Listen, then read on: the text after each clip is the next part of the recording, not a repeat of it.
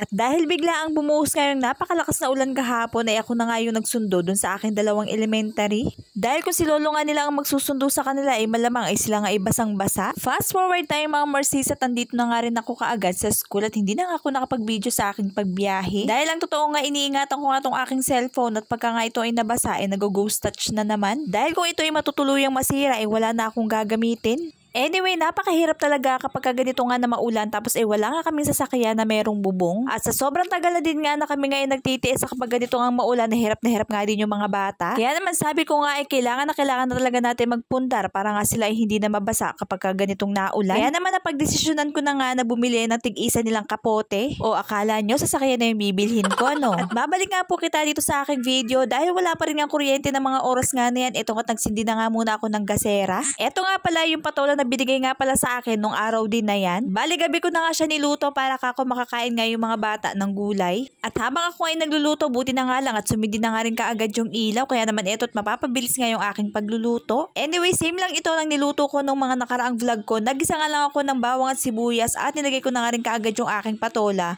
At saka ko nga nilagay itong ating sotanghon. Dahil sa totoo lang ay kapag ganito nga maulan ng panahon ay napakasarap ng humigop ng mainit na sabaw.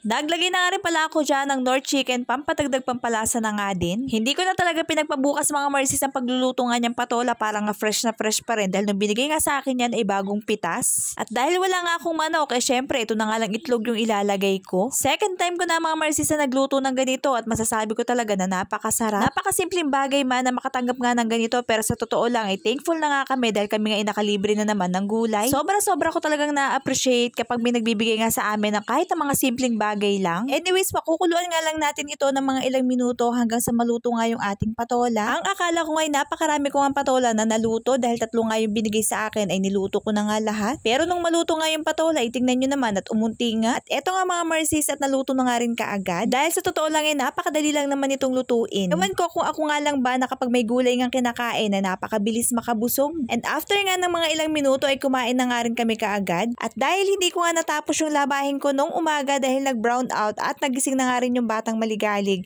ay sabi ko nga ay sa gabi ko na nga lang kako ipagpapatuloy. At dahil gabi na nga nung bumalik yung supply ng kuryente, ay gabi ko na rin talaga nga matatapos itong aking mga nilabhan. Napakalakas nga din ng ulan kahapon kaya naman tinamad na nga rin akong ipagpatuloy nga yung aking labahin. Sa totoo lang sa tuwing makikita ko nga yung tambak na labahin parang dumadagdag pa nga sa aking mga problema. Kaya naman isa talaga sa kaligayahan nga nating mga nanay kapag said na said nga yung ating mga labahin. Kaya naman after nga nating maglabay para nga tayong nakahinga ng maluwag. At buti na nga lang din at maganda nga ang panahon tuwing umaga kaya naman siguradong makakatuyo nga ako ng aking labahin. At yun lang po for today's video. Thank you for watching. God bless po.